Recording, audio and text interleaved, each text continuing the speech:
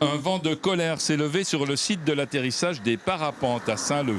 Alors que ce matin, un nouveau rond-point et ses aménagements ont été ouverts au croisement de la route des Colimaçons et de la Nationale, rien n'a encore été prévu pour les parapentistes. Aujourd'hui c'est en travaux, c'est un peu compliqué pour se garer.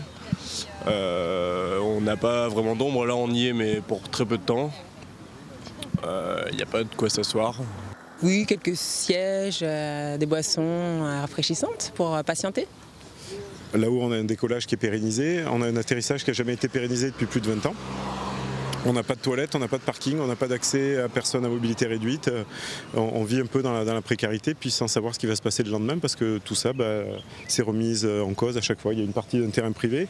Toute cette partie-là, cette zone, c'est un terrain de la région, donc, qui est potentiellement aménageable, puisqu'ils en sont propriétaires. Pourtant, l'activité parapente sert depuis des années à la diffusion de l'image de la Réunion comme île intense, et ce, avec succès. En termes de jauge du terrain, c'est 300 000 personnes à l'année, des enfants, des accompagnants, des handicapés, et c'est un site officiel. En affluence, c'est le 3e site français. Et puis nous, ce qu'on souhaite, c'est juste avoir de la sécurité sanitaire, c'est d'avoir de la sécurité d'évolution. C'est un stade de vol libre qui a besoin d'aménagement. Ce midi, les opérateurs parapentes doivent rencontrer les aménageurs et l'IRT à l'occasion d'une réunion sur le chantier du rond-point.